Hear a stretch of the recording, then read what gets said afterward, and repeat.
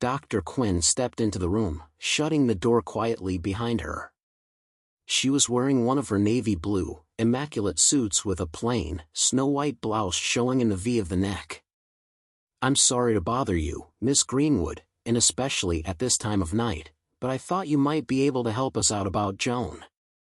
For a minute I wondered if Dr. Quinn was going to blame me for Joan's return to the asylum.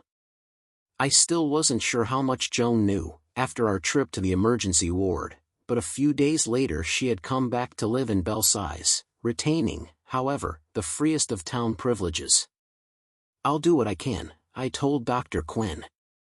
Dr. Quinn sat down on the edge of my bed with a grave face. "We would like to find out where Joan is. We thought you might have an idea." Suddenly I wanted to dissociate myself from Joan completely. "I don't know," I said coldly. "Isn't she in her room?" It was well after the Belsize curfew hour. "No, Joan had a permit to go to a movie in town this evening, and she's not back yet." "Who is she with?" "She was alone." Dr. Quinn paused.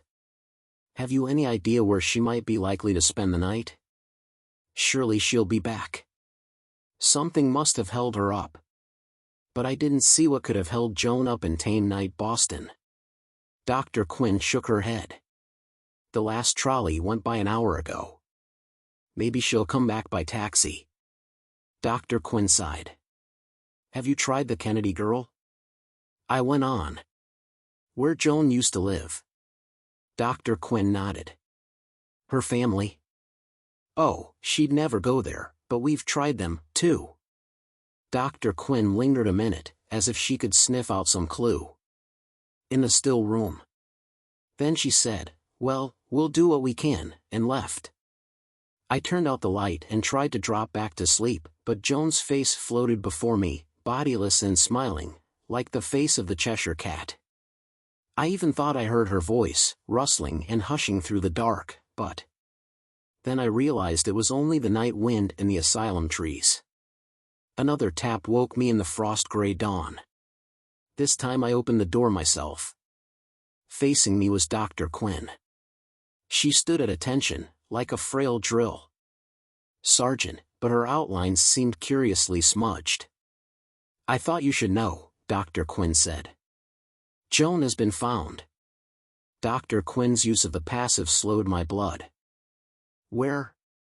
"In the woods, by the frozen ponds." I opened my mouth, but no words came out. "One of the orderlies found her," Dr. Quinn continued, "just now. Coming to work." "She's not dead," said Dr. Quinn. "I'm afraid she's hanged herself." 20. A fresh fall of snow blanketed the asylum grounds, not a Christmas sprinkle, but a man-high January deluge, the sort that snuffs out schools and offices and churches, and leaves, for a day or more, a pure, blank sheet in place of memo pads, date books and calendars. In a week, if I passed my interview with the board of directors, Philomena Guinea's large black car would drive me west and deposit me at the wrought iron gates of my college. The heart of winter. Massachusetts would be sunk in a marble calm. I pictured the snowflakey, Grandma Moses villages, the reaches of swampland rattling with dried cattails, the ponds where frog and hornpout dreamed in a sheath of ice, and the shivering woods.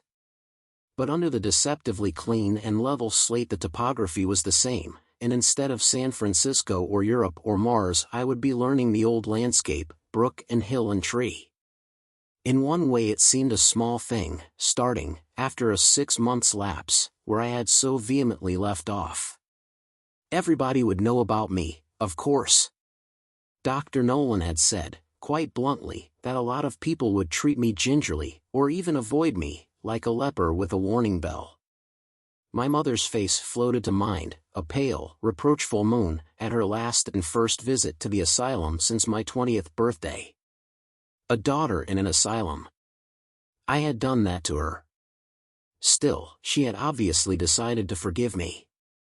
"We'll take up where we left off, Esther," she had said, with her sweet, martyr's smile.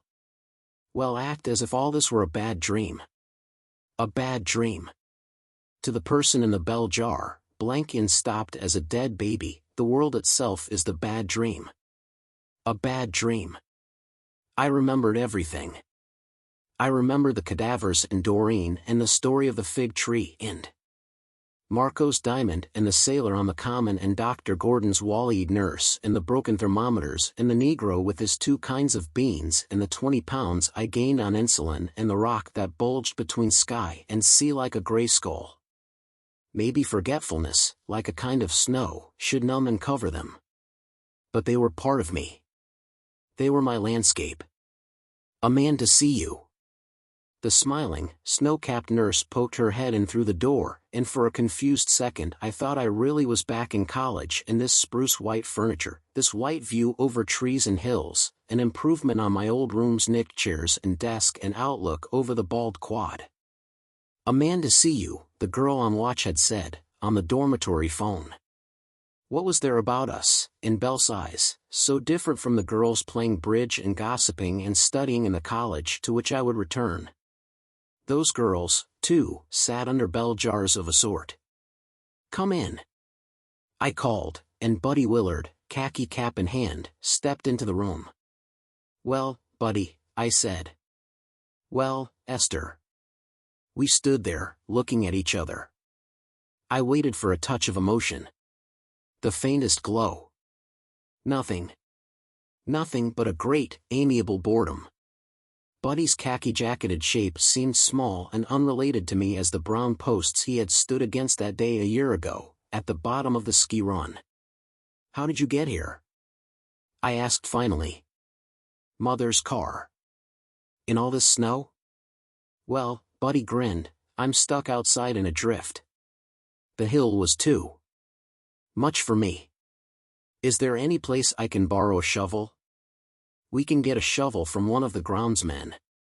"Good." Buddy turned to go. "Wait, I'll come and help you." Buddy looked at me then, and in his eyes I saw a flicker of strangeness, the same compound of curiosity and wariness I had seen in the eyes of the Christian Scientist and my old English teacher and the Unitarian minister who used to visit me. "Oh, Buddy," I laughed. "I'm all right." "Oh, I know, Esther," Buddy said hastily. "It's you who oughtn't to dig out cars, Buddy. Not me." And Buddy did let me do most of the work. The car had skidded on the glassy hill up to the asylum and backed, with one wheel over the rim of the drive, into a steep drift. The sun, emerged from its gray shrouds of clouds, shone with a summer brilliance on the untouched slopes. Pausing in my work to overlook that pristine expanse, I felt the same profound thrill it gives me to see trees and grassland waist-high under floodwater, as if the usual order of the world had shifted slightly, and entered a new phase. I was grateful for the car and the snowdrift. It kept Buddy from asking me what I knew he was going to ask, and what he finally did ask, in a low, nervous voice, at the Belsize afternoon tea. Dee was eyeing us like an envious cat over the rim of her teacup.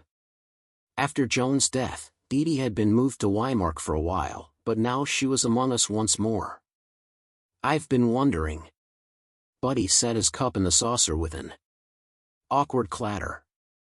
"What have you been wondering?" "I've been wondering. I mean, I thought you might be able to tell me something." Buddy met my eyes and I saw, for the first time, how he had changed.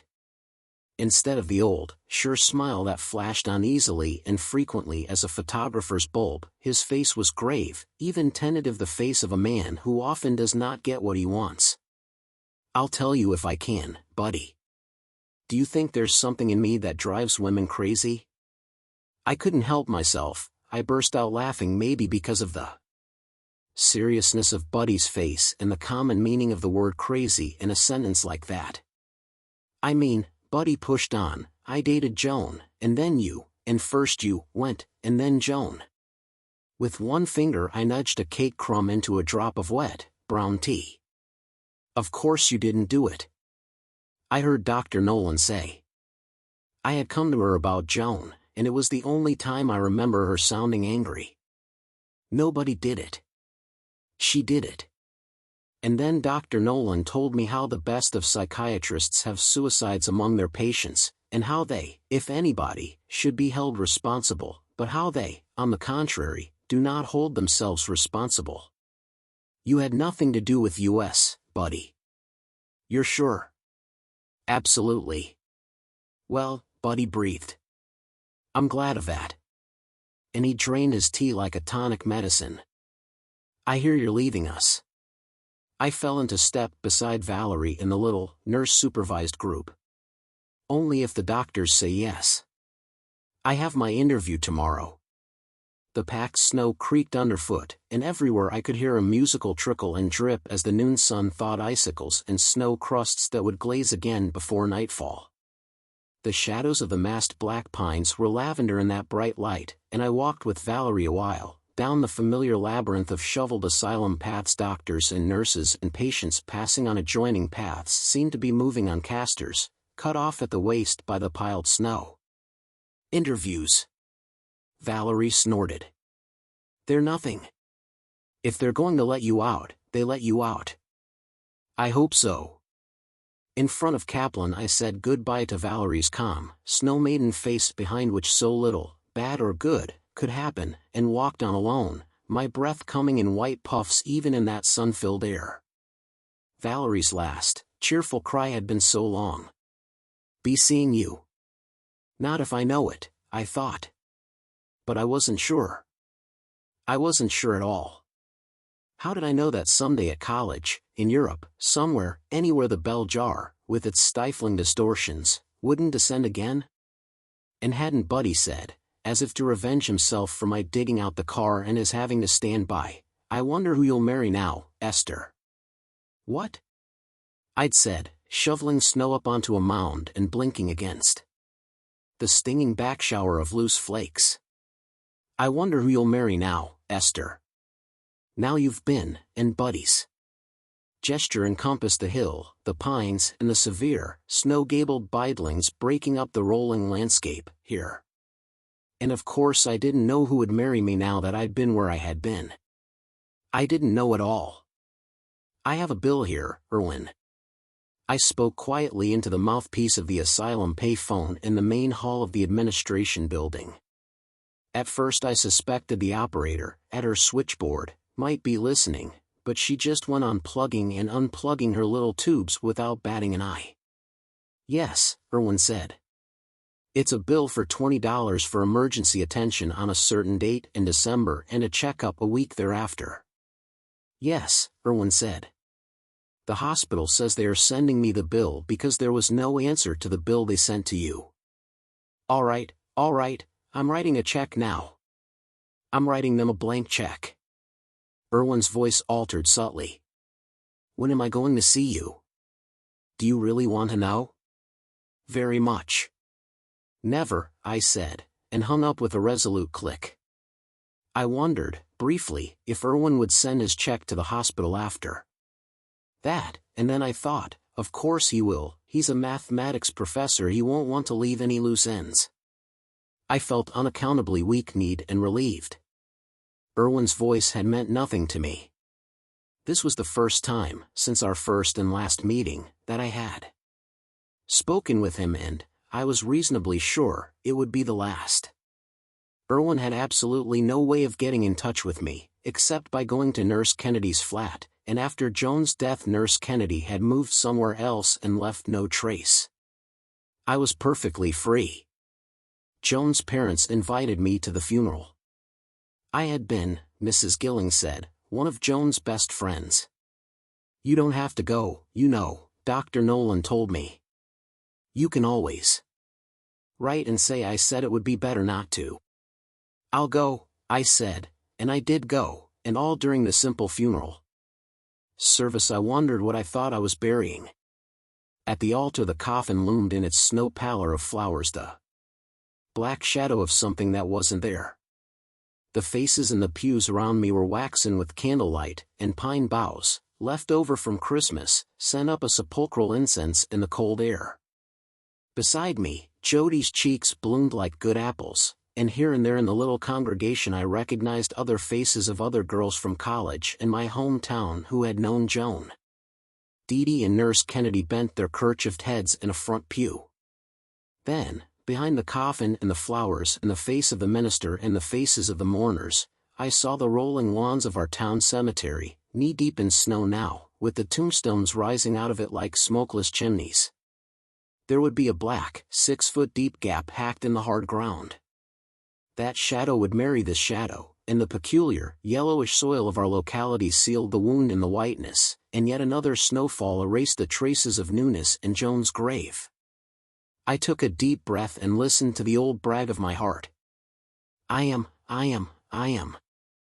The doctors were having their weekly board meeting, old business, new business, admissions, dismissals and interviews.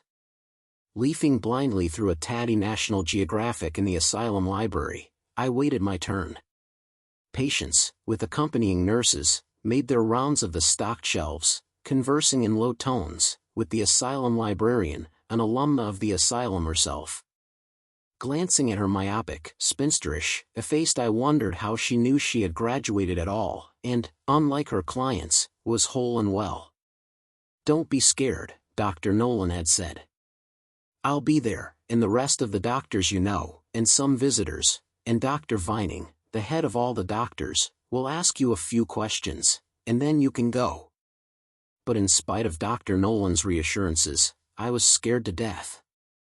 I had hoped, at my departure, I would feel sure and knowledgeable about everything that lay ahead. After all, I had been analyzed. Instead, all I could see were question marks. I kept shooting impatient glances at the closed boardroom door. My stocking seams were straight, my black shoes cracked, but polished, and my red wool suit flamboyant as my plans. Something old, something new. But I wasn't getting married. There ought, I thought, to be a ritual for being born, twice patched, retreaded, and approved for the road. I was trying to think of an appropriate one when Dr. Nolan appeared from nowhere and touched me on the shoulder. "All right, Esther." I rose and followed her to the open door. Pausing, for a brief breath, on the threshold, I saw the silver-haired doctor who had told me about the rivers and the pilgrims on my first day, and the pocked, cadaverous face of Miss Huey, and eyes I thought I had recognized over white masks. The eyes and the faces all turned themselves toward me, and guiding myself by them, as by a magical thread, I stepped into the room.